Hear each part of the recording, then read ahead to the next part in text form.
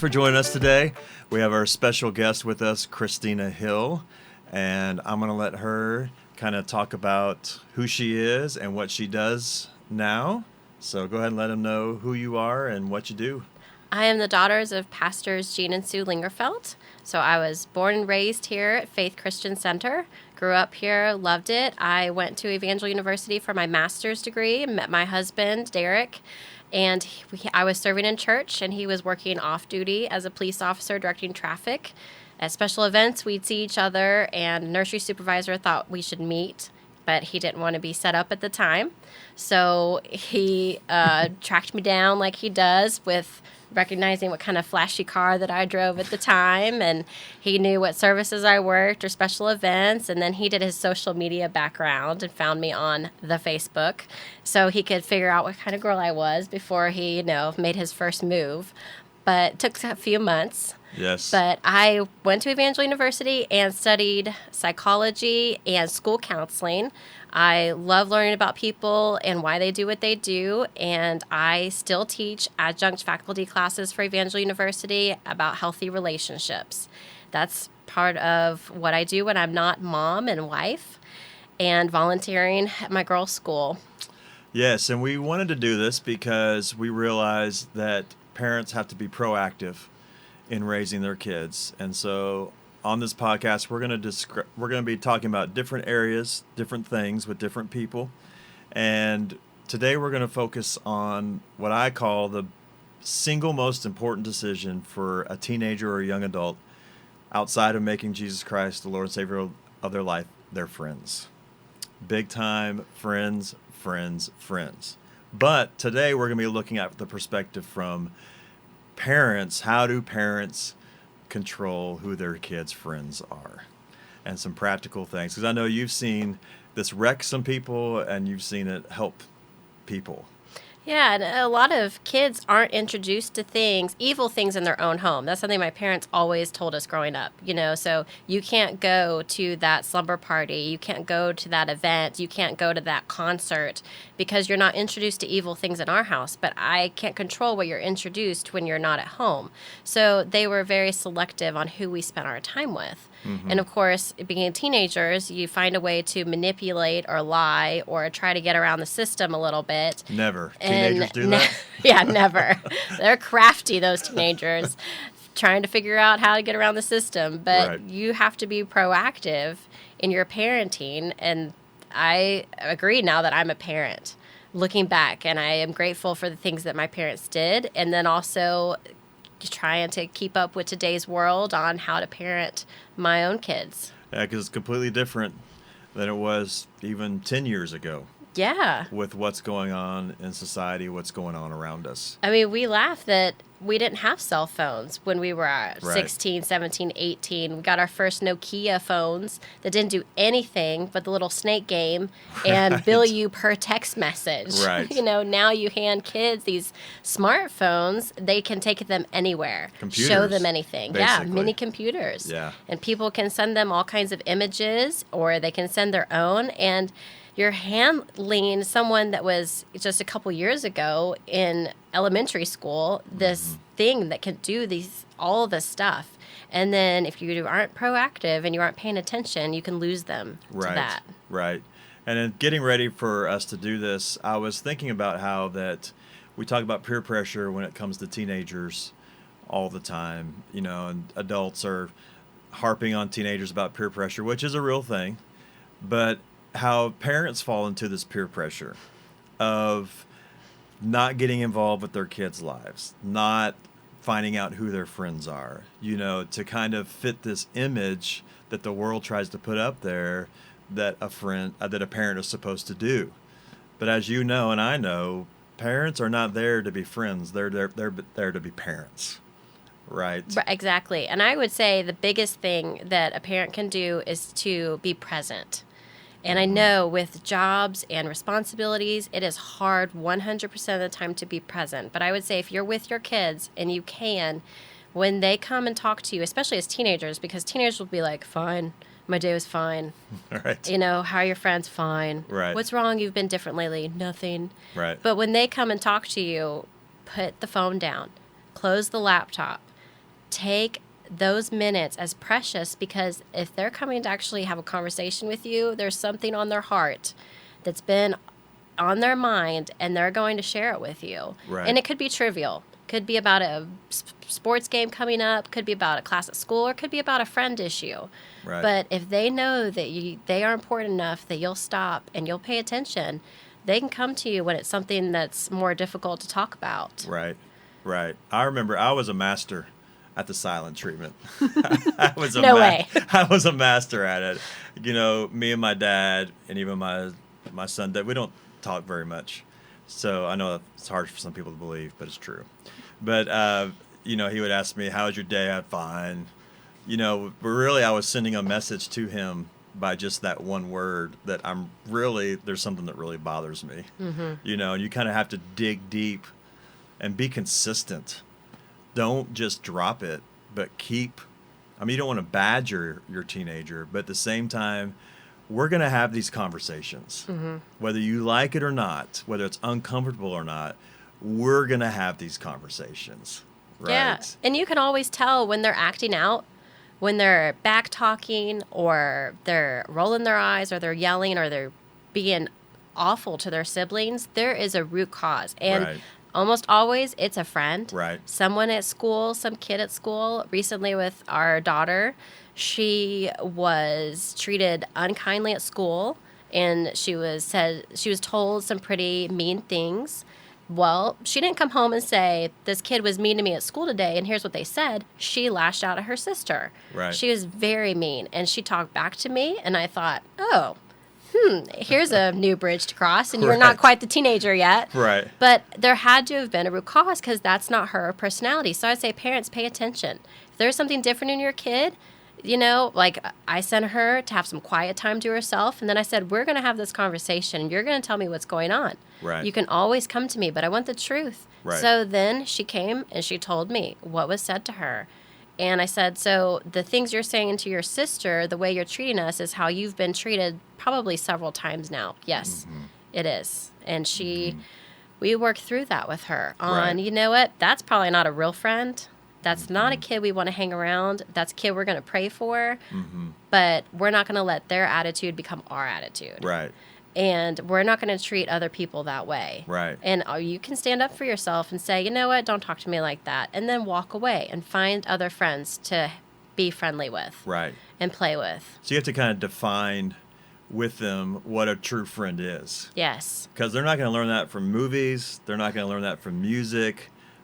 You know, YouTube is not going to tell them what they're going to tell them what a fake friend. They're going to call a true friend a fake friend. You know, Yeah. It's going to be opposite. So you have to constantly define for them, hey, this is what a true friend is. This is not a true friend. And you also want to teach them in friendships what to expect on how they should expect to be treated as a Right. friend. And because Right. that ties into dating relationships later. Right. And what's sad for kids like that is they're probably picked on at home.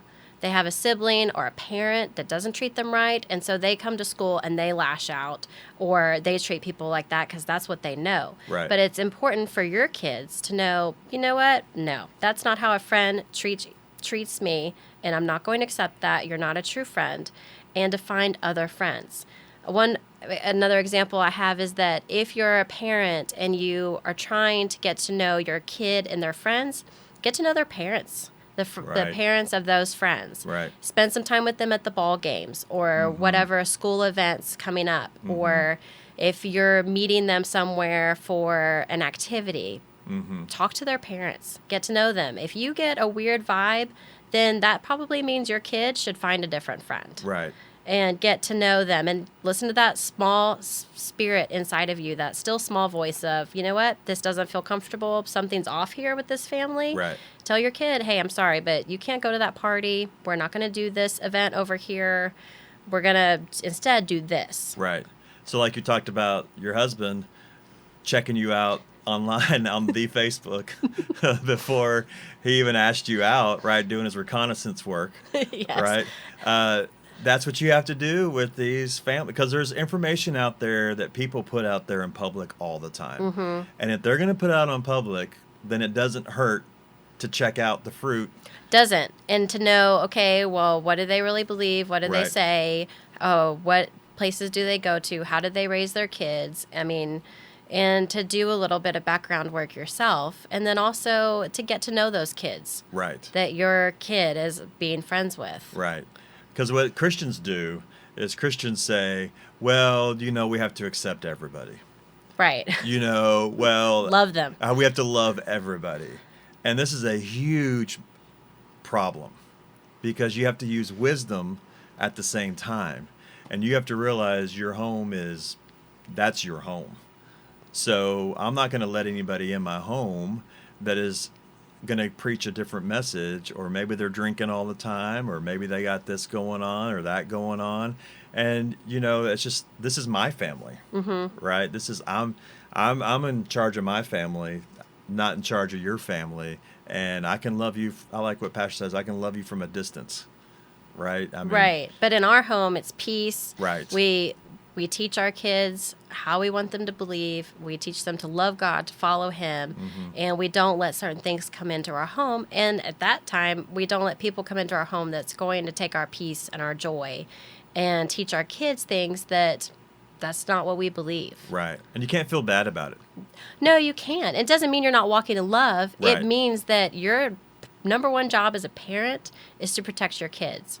And I always hate the term when people are like, oh, you're just sheltering your kids. Well, yeah. Absolutely. They're tiny and their brains aren't fully developed until their young adulthood, over the age of 22. So they can't process it. Right. So why would I invite you in to pervert my children? Right. Or to cause them harm in some way? Right. You want to do that in your house? That's your house. But Right. this is our house. Right. And I always say, don't feel bad about it. No apology needed. If you have to limit contact with somebody, limit contact with them. Right. Like I said, you can love them from afar and pray for them. But your job, your priority as a parent is your children, your home, your marriage. Right. Because if they can learn how to be very selective in their friends, that's going to put them way ahead in life, because they can take that lesson and learn it, so they be very careful who they're friends with at work. They're very careful with who they're friends with in life, right? Who they marry, all those wonderful things. Yeah, and even inappropriate relationships when you're an adult. Right. That if you don't teach them what those inappropriate relationships look like when they're children and teenagers, how do they know when they're living on their own and they're married what it looks like when someone's trying to take advantage of them? Right. Or to poison their marriage and their family. Right. That you did your job so well that they're smart enough to say, you know what, this person right here that's trying to befriend me has ulterior motives. And I'm just not going to be a part of that because I learned better growing up. Right. It'll help them through all walks of life. Right. In every area. Right. Because I remember when I was in junior high, I had a group of friends. Teenagers, their criteria for friendship is fun. Are they funny? Do we laugh? Do we have a good time? Well, we had a good time, but we didn't. We weren't doing much else, and it wasn't positive. And I remember my parents saw that, and they recognized that, and they did something that I did not like at the time. They put their foot down, and they said, you cannot hang out with them anymore, because they saw the results of it. They saw that I was getting in trouble. And it's amazing that when that disconnection happened, the trouble went way down, right? And all that kind of stuff just kind of disappeared because they saw that, but they weren't concerned about the other people's parents being upset if they heard about it. They were concerned about Aaron Wood, and they put their foot down and said, no, you're not gonna hang out with them anymore. Right. My mom always said, you can be friends with everybody at church, you can sit with them and talk to them, but that you have to be selective on who you spend the majority of your time with outside of church. Even if they come to church, even if it's a kid that is here, you don't know why their parents are bringing them or if they need to get fixed, which was what a lot of parents do with their teenagers is, I haven't been in church in years, I'll bring them, and then we'll let Aaron fix them in the youth group. Right. But put them in that special machine. Yeah, it doesn't mean you're going to date them, doesn't mean you're going to go to dinner with them or go to the movies with them and hang out with them. Right. That you have to be selective in who you let your kids hang out with. So your parents were explaining to you, teaching you what a true friend really is. Yes, and then to realize how my behavior is affected by who I'm listening to, right? The kids I'm hanging out with, Right. And even sometimes as far as, there were times I was grounded from friends. No, you're not going to this next series of parties because your attitude and your behavior isn't what we expect. Right. So, no Right. to everything. Right. Until you figure out how to be the young person that we're raising. And if it's a friend you need to limit, or if it's something that you're listening to, whatever that is, we'll help you figure that out. But Right. in the meantime, no contact. Right. Right. Enough. Yeah, enough. No more. I know you've never heard that in your home growing up, No did more, you? yes. No mas. No mas. Yes. Right. That's it. Yes. It's done. Yeah, and when Pastor says that's it, you know. He's a man of his word. Don't even speak at that point. Right. There's no counter buts. argument. Yeah, no, there's no coming back with a rebuttal on that. Right. You just take it, learn from it. Right. Well, and that goes back to the whole I'm the parent and Right. you're the kid and I'm teaching you. Yes. I'm training you. And then at the same time, hand in hand, it's, well, how do you stop your kid from hanging out with them? Well, you ground them. You take away that phone. You take away the car if they're able to use a car and you're making those payments. Don't feel bad about it. You're not their best friend. Mm-hmm. You are their parent. Mm-hmm. They're relying on you to be successful. And that one day they will look back and be grateful for all that you did. Right. Because then they're raising their own kids, and only then can they really appreciate what you did for them. Right.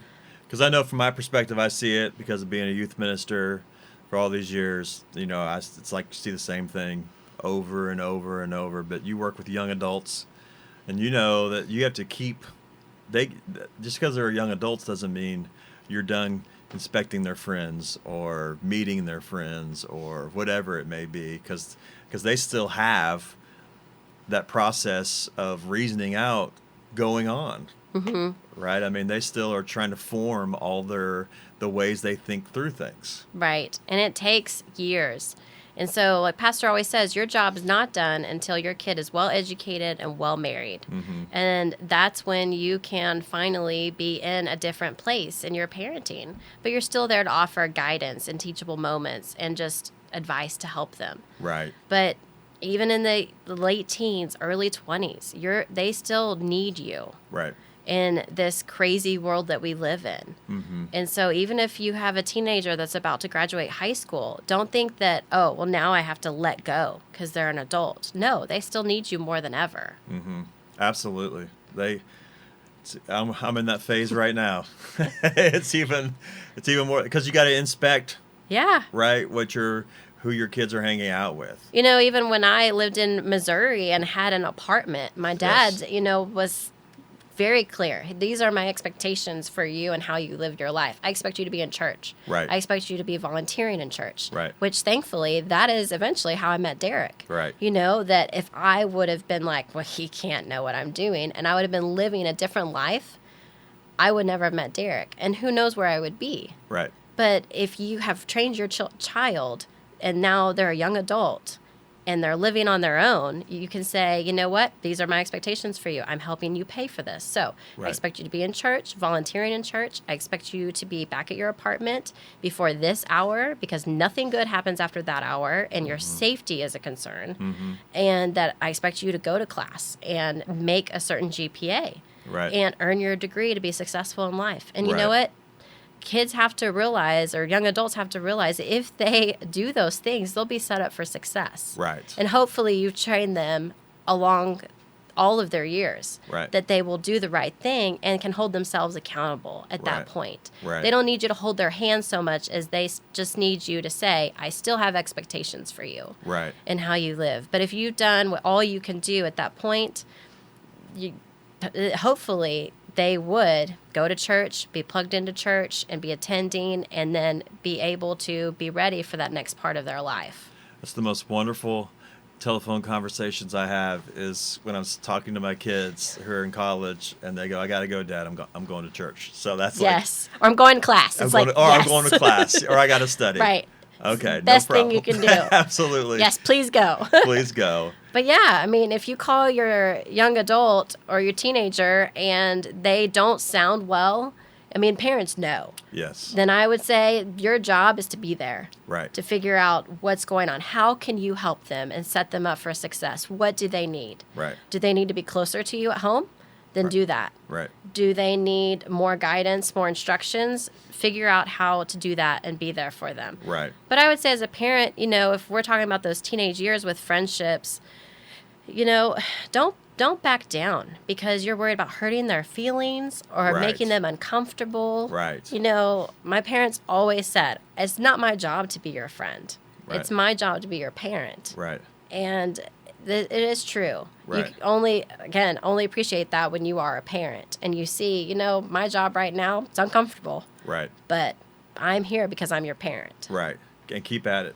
Mm-hmm. Keep Yeah, at it. through those hard moments when you're Yes. getting the most fight out of your kids, they need you the most. Right. And they need you to love them the most according to God's word. And that they need discipline and instruction more than ever. Right. That's not when you go hide under the covers and you cry and you think, oh, I'll just pray about it. No, you get in there and you take that phone, take that laptop, take the car keys. Take some action. And yeah. say, you know what? You're grounded from those friends. Right. That boyfriend or girlfriend, whoever has completely changed my child, no, that's it. Right. You have to start to earn some of these things back. Right. So how do we do that balance of, the world is so crazy right now. We would love to go live in a cave. And don't you weirdos come near me or my kids, right? But yeah, because Jesus even says, my prayer is not to take them out of the world, but that they live in the, you have to be in the world, but not of the world. So what are some things, some practical tips to not have your kid living the Amish lifestyle, but yet at the same time, because technology is here. Yes, it exists. It's not going anywhere. I would say, number one, my mom always said, if there was something going on with attitude behavior, she would say, you're going to church and school, and that's your life. That's Right. it, until I say otherwise. Right. And so I would say, don't take away church parents. Don't take them out of church. And I don't care if it's another kid that's influencing them that's also at church. Make them sit with you. Make them sit in front of you in service with different friends. Right. But don't not come to church because Right. you think, oh, well, that's how I discipline my young adult, or don't go to youth group. Right. Make them come. They need it more than ever. Right. But make sure then, of course, that they're sitting where you can see them or in front of you, or they're going to youth, and then you're there waiting to take them home. Right. They're so excited. Right. And, I would say with phones, learn about the phones. Don't be afraid of the phones. And I know you're busy. You think that's one more thing I have to do at night. Yeah, it is. You're a parent. Don't be afraid of it because you don't want to give them something when they're still a teenager. Just let them go down that rabbit hole. But find out about those apps. Don't let them use social media until a certain age. Decide what that age is, and I would recommend it not be till after high school. There are Right. more girls and guys than ever experiencing depression and suicidal thoughts, and it is only coming from social media and things that they're seeing online, or even eating disorders. Right. They are not at an age where mentally, physically, they are not developed enough in their brains to handle that. Right. So you have to wait till they're mature enough and they know who they are, that that's not something they're looking into, or they're not looking for pornography. They're not looking for these types of evils that can come in and put a spirit in them. Right. And then you're trying to figure out how to help them. Right. So I would say if you give them a phone, be doing random checks on the phone. Like you said, make sure that you're like, hey, let me see your phone. If you pay for Absolutely. it, it's yours. You can look at it Absolutely. at any time before they can delete something. Right. Don't let them have TV, phones or laptops, iPads in their rooms at night. Right. They need to be doing their homework, and they actually need to be sleeping. Teens still need some sleep at night, even though they say they don't. Well, they do in class. Yeah, that's true. They do in class. They do in class, but when they go Yes. home, I don't think they have the same attitude. Right. But be monitoring. What are they watching? What are they listening to? Right. If you notice a behavior problem, listen to their music. You might hate it, but you need to figure out what are the words that are being spoken into your teen, because it's not God's words. Yes. Because God's words don't cause behavioral attitude problems. Yes. So maybe, you wipe their music collection. As Right. much as they would hate that, you say, no, you live in my house. and I'm paying these iTunes bills, or I am putting this roof over your head. I don't care if you bought that CD. It's inappropriate. Right. Or the music, we're not going to listen to it. Right. And put a Life 360 app on their phone so you know where they are. Absolutely. If they're driving that car that you're helping pay for, put the gas in that car. Absolutely. Even if they're helping pay for some of it, still, you tell them they're allowed to go to school, and then they're supposed to go to work, or they're supposed to come home, but yet they've taken a detour somewhere. Right. They need to lose that car. Right. And yes, it may be an inconvenience for you for a while. Right. But there's nothing more important than your kid living for God, so that when they're on their own, they don't turn away from God. Right. It's like we're living in the enemy's territory. Yes. I mean, and you can't be too vigilant. No, you cannot be too vigilant. And you can't be too nosy. Right. Because, that they will do whatever you allow them to do. And then some, and then you have to pull them back. Right. And Yeah. you do. And you can't control what other people send to your kids, but if you're monitoring it, you're on top of it. Right. And so you know what type of kids have their phone numbers, or you can delete those contacts, or you can be involved in what apps that they have on their phone. Right. And just say, you're not going to use that, and Yeah. we're not going to do that, or we're not going to go to that place, or this is your curfew. On another important aspect, I think, with technology is that parents have to be aware of how dangerous some of those social media apps are. Yes. Because people that you don't know can see where your kid is, and they can track them. They can send them not just messages, but pictures and videos. Yep. And that's how we read these horrible news stories about kids. And you think, were they kidnapped? Were they forced to go with that person? No, they met them online. Right. And they're predators. Developed a relationship with them. Yes, and they picked your child and groomed them over Right. a period of time that you weren't aware. Right. So be aware. Right. Take the time. And those people know more about what kids are looking for than parents know what kids are looking for. That's right, they do. You think, here's this phone, don't bother me for a few hours, and yet then you find out, oh my goodness, how will I ever save my child from this? Right. Right. And you don't want to get to that point. Right. Absolutely. No, it's great you said that because, I've had conversations with my kids about, hey, I've noticed so-and-so is really acting out, or so-and-so is really doing this or that. You need to be careful around that person. Mm-hmm. And I've had my kids say to me, yeah, I kind of felt the same way. So you're training them to be reasonable and think through things and not just kind of go through life like, Yeah, like whatever. that's okay. Yeah. I love them. The book of Proverbs calls it a simple-minded man, Mm-hmm. right? He's just going along, doing whatever, going with everybody, and then that leads to problems. Right. And you want to teach your kids to be smart and to Right. think through, why is somebody acting that way? Why are they talking that way? Or Right. why are they always following me? Right. I feel uncomfortable. Well, why do I feel uncomfortable? Maybe I need to leave with a friend. Right. Maybe I need to not be around that person anymore. Right. Not let them text me or call me or, Right. follow me. So Right. that's why it's important not to give kids those social media apps until much later. And I know parents are nosy anyways, Yes. because people like to talk about other people. And Right. you're looking up your old high school friends on Facebook or what, trying to see where they are in life. Do that with your kids' friends. Yes. It's public And their information. parents. Yes. Yeah, It's because then public information. it'll tell you a little bit about their home life and Right. maybe what they're experiencing Right. and what they allow to happen, what they're doing on the weekends when they're not in church. Right. Or it can give you just insight that you don't have. And now, of course, my parents didn't have that back in the day. You Right. just have to see people at church and believe God, that they were living for God through the week Right. while we were all of our friends were hanging out together. But Right. at least now you have a glimpse into people's lives because people overshare on Oh social my media. gosh. From what they ate for breakfast Oh my gosh. to what they're watching at bedtime. Or when they're on vacation. Every second. God bless you. You're on vacation. I'm happy for you, but I don't need to see that. I don't need to know Exactly. that you're enjoying that beautiful vacation. God bless you. Yes. I know it. People are funny with social media. I would take a detour here into dating. A big part of those teenage years is dating. Mm-hmm. So something that pastors always big about. And I know as soon as Austin's girls are able to date, I know he won't want to hear that, but my dad will start saying it again. A date has a beginning and a middle and an end. Yep. And there comes an end very Right. quickly. Right. So, with my parents, I mean, my dad made my mom wait up for us after youth events, where he was like, I got to get up for prayer, but there she is. And my mom, my sweet mom, she'd come to the garage door. Hi, how was it? Very sleepy, but, it was great. It was my brother's job to bring me home until he was in college. And, or after the date, she was always there waiting for me. How was it?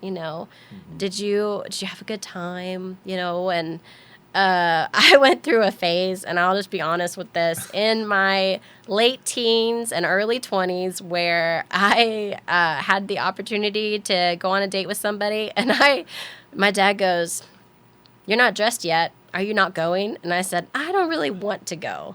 And he laughed. He thought that was so funny. And he goes, "You don't have to go." My mom came in and goes, "She said she would. She needs to go." And he goes, "Nope. If she does not want to go, she doesn't have to go. Right. She can go to the movies with me." Right. And I thought, okay. I'd rather do that. So, parents, give your kids the opportunity to say, I don't want to date that person. Sure. Because maybe they know something that you don't. Right. So at the same time of establishing a dating rules, don't get together with friends and be like, our kids should date. Oh, my gosh. There could be something there. Don't get involved like that. Right. You mess your kids up that way. They Right. will rebel every time. Right.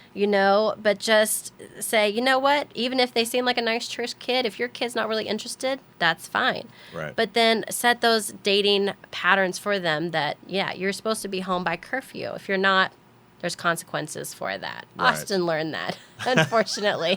Oh, please, do tell us. If he missed curfew, he lost his car keys. And, Pastor didn't care how old he was. And for me, Pastor Sue was always there waiting for me. So parents, don't go to bed and think, Oh, they'll make it home. They'll make it home. They're okay. What if they need you? Or Right. you want to look them in the eye after that date is over Right. and make sure that there's nothing that you need to have a conversation about. Right. They came home leaving how they looked. Right. Right. That's important, that this date was as it should have been. Or they're acting normal. Right. No alcohol, No alcohol, breath, no drugs. none or, of that stuff. Or they don't look nervous. Their shirt's not inside out. Right. Don't mean to scare all the parents, but Right. seriously, you have to be you gotta look at all that proactive stuff. and discuss these things. If you're letting your kid date, start talking about those things. What are your expectations for them Right. in drugs, alcohol, physical relationships? Physical expectations. How do they conduct themselves? And if a guy or a girl is asking for something that is more than a dating relationship, tell your young person how to handle that. Right.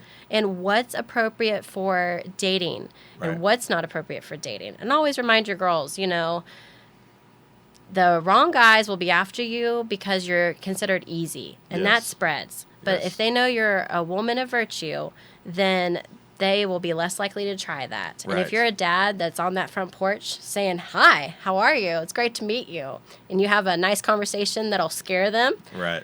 you'll be less likely to have sketchy guys around your daughters. Accountability. Accountability. Right. Yeah, but you have to train them in that. Right. You can't expect for kids just to know how to date each other. Right. And dating does not mean relationship. That was something else Pastors Gene and Sue were huge about, was that just because you went on a date doesn't mean now you're locked into this special relationship. Right. You're going to be destined to get married. And Right. he goes, "You don't have to marry anybody you don't want to, Christina." So Right. I'd encourage your kids, go on a date with that person. You don't know what they're going to be like. You don't know if you're going to have similarities or interests that you didn't know before. Right. Even if you've known them a decade or 5 years. Right. Just one date doesn't mean you're locked in. Right. And make sure the other person goes, "Yeah, I'll go on a date with you. It's just a date." Right. Right. You're not getting married. Parents don't get over eager because they Right. went on a date. Just Right. let things take their natural course. And you got to be cool about it. Yes. You can't be like every time they see that person in church going, knocking them and going, "Oh, there's so and so." You got to be cool. You do. You gotta let them know it's okay to be cool. You take a step back and let them Right. learn on themselves. Right. Right. Well, it's just so important, friends. I cannot overstate how important friends are. And, that's how kids are introduced to something every Yeah. time. And you may think that kids come from a good family, they have good parents, so you think. You don't know what's in someone's heart. Only Right. Jesus does. So pray about it. Pray about your kids' friends. Pray about events that they have coming up. Right. And go to those with your kid. I say sleepovers are a non-starter in today's world. Thing of the past. Even Pastor Sue, there were very few households. Off the top of my head, 2 households I was allowed to ever sleep over at. Right. And even then, it was who else will be there Sure. besides that daughter? What will y'all be doing? What will y'all be doing? Yes. Who is going to be at the house during the whole night? That's also important. Is there anybody coming over that's not expected? And my mom always said, of course, then I didn't have a phone, but it was, they have a phone in their house, a landline. Call me if someone gets invited over. If boys get invited over to a sleepover, you're supposed to call me. Right. If I find out about it later, it's going to be really bad for you. Right. And if you Right. leave that house for any reason, it's going to be really bad for you. Right. So I dropped you off like this. I expect to pick you up like this. Right. You have fun, watch movies, eat way too much sugar, be Right. girls, be silly, Right. but don't go against what we've taught you, Right. and don't throw our trust out the window. Right. So You know. the pre-questions before the event, and then you got the post-questions Yes. of the trust but verify. And then you look them in the eye. Right. If your kid's not looking you in the eye, Right. they're trying not to tell you something. Right. Right. But way back, in my high school years, I wanted to go to an event. My friends were all going. It was going to be so awesome. And part of it was a concert. Part of it was the state fair. And my parents were very apprehensive about it. My dad deferred to my mom on that. So I was working her over. And what parent is going? And I'm like, we're teenagers now. Right. What parent is going? What parent? So I lied, and I lied hard. And if you think that I didn't, I will admit that I did. And I had to admit it later. And I had to ask for forgiveness to other parents because their kids were allowed to go because I was going. Right. That's how much parents trusted my parents. Right. And it was one of the biggest mistakes, Right. But again, your kids, they are crafty. They may Yes. lie to you at some point. They're not going to be so perfect that they're not going to lie. Even Christian teenagers? Even Christian teenagers, even me, Right. will be like, Right. yep, I lied in that moment, and I was grounded for months. And Right. it was not fun. Right. I didn't get to go to my room and watch TV. Right. It was not good. It Right. was basically church with my parents and homework and sitting next to my mom, having very meaningful conversations. But it's what I needed, And there was a lot of extra chores. There were no parties and no birthdays, Which probably was not convenient for your parents. No. Or convenient for your mom. Wasn't. As much as she loves you, I'm sure that she had other things she had to do. Yeah, or wanted to do. Or wanted to do, Yes. right. Not thinking, but again, that's how you establish trust with your teenager. Right. So if they lie to you, it's time to start all over. Right. You kind of have to treat them again like they're a child. They're learning. They're going to make mistakes, and they are definitely going to see what they can get away with. Right. Oh, yes. They're going to test the boundaries. Yes. There's no doubt about it. There's no doubt about it. Well, thanks, Christina, for being here. And if you are watching and you have a question about a specific area, or you have something that you want us to discuss, send us an email, put it in the comments section. We'd be more than happy to discuss those certain things because we want you to know you're not alone going through these things, and we're not going to let our kids be taken from us, right? So we're going to fight and be proactive, and we're going to see them be blessed in everything they do.